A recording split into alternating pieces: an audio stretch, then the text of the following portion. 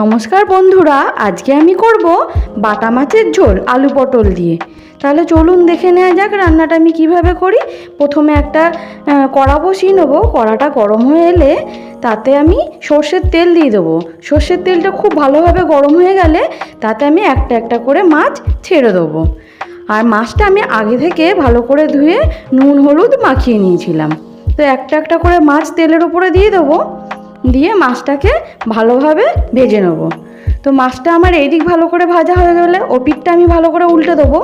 মাছটা খুব আস্তে আস্তে উল্টাতে হবে, নাহলে ভেঙে যাওয়ার চান্স থাকবে। তো মাছটা আমি ভালো করে উল্টে নেবো। মাছটা আমার এই পিঠটা ভালো করে ভাজা হয়ে গেছে, তো ও পিঠটাও আমার ভালো করে ভাজা হয়ে গেছে। এবার আমি একটা একটা করে মাছ একটা পাত্রে তুলে নেব।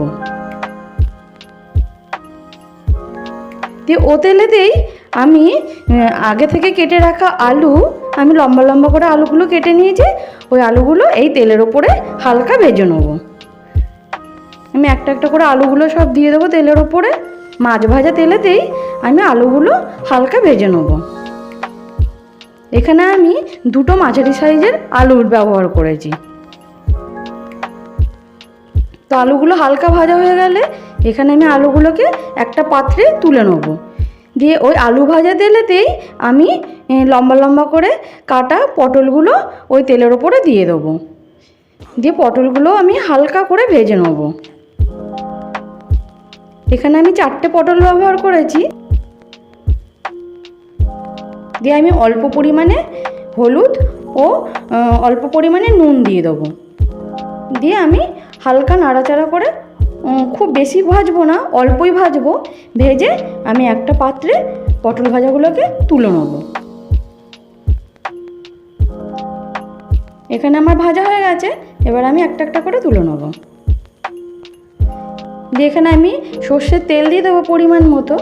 দিয়ে ওই তেলেতেই আমি জিরে ফোড়ন দিয়ে দেবো। আর আগে থেকে বেটে রাখা 2 চামচ মতো আদা ও 1 চামচ কাঁচা লঙ্কা বাটা আমি একসাথেই বেটেছি। দিয়ে আমি ওই ফোড়নটার ওপরে আদা ও কাঁচা লঙ্কা পেস্টটা দিয়ে দেবো। দিয়ে দেওয়ার পরে আমি একটা মাঝারি সাইজের টমেটোকে 4 ফালি করে নিয়েছি। এবার ওই আদা ও লঙ্কার পেস্টের ভেতরে আমি টমেটোটাকে দিয়ে দেবো। দিয়ে খানিকক্ষণ নাড়াচাড়া করার পর অল্প পরিমাণে নুন দিয়ে দেবো, যাতে টমেটোটা তাড়াতাড়ি গলে আসে। তো দেওয়ার পর আমি একটু খানিকক্ষণ কষিয়ে নেবো যতক্ষণ না টমেটোটা গলে আসছে। টমেটোটা গলে এলে তারপর আমি এর ভেতরে দেবো বড় চামচের 1 চামচ মতো জিরে গুঁড়ো ও পরিমাণ মতো নুন ও ছোটো চামচের 1 চামচ হলুদ। নুন হলুদটা আপনারা আপনাদের পরিমাণ মতোই দেবেন। দিয়ে আমি এখানে ভালো করে কষে নেবো। ভালো করে কষে নেবো। এখানে যেহেতু আমার কষতে কষতে একটু শুকনো হয়ে এসছে, তার জন্য আমি অল্প পরিমাণে এখানে জল ব্যবহার করব। দিয়ে জলটাকে দিয়ে ভালো করে মশলাটার সাথে মশলাটাকে কষে নেবো। এখানে খেয়াল রাখতে হবে আমি আঁচটাকে মিডিয়াম আঁচে দিয়েছিলাম, যাতে মশলাটাকে না পুড়ে যায়। দিয়ে মশলাটা আমার পুরোপুরি কষানো হয়ে গেলে আমি এখানে আগে থেকে ভেজে রাখা আলু ও পটল এই মশলাটার ভেতরে দিয়ে এবার ভালো করে মিনিমাম 3 থেকে 4 মিনিট আমি ভালো মতো কষিয়ে নেব।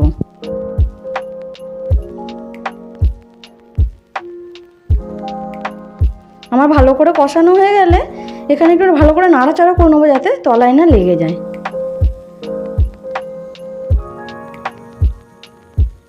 তো এখানে আমার কষানো হয়ে গেছে। কষানো হয়ে গেলে আমি আগে থেকে জল গরম করে রেখেছিলাম, সেই জল গরমটা আমি এবার আলু ও পটলের মধ্যে দিয়ে দেবো। আপনারা চাইলে ঠান্ডা জলও ব্যবহার করতে পারেন। আমি গরম জলটা দিই, যাতে আলুটা সেদ্ধ হতে বেশি সময় না লাগে।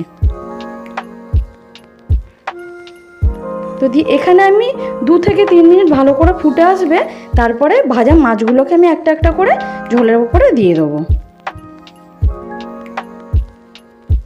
মাছগুলোকে দিয়ে ভালো করে নাড়াচাড়া করে নেবো। দিয়ে এখানে আমি 4 থেকে 5 মিনিট ভালো করে হতে দেবো।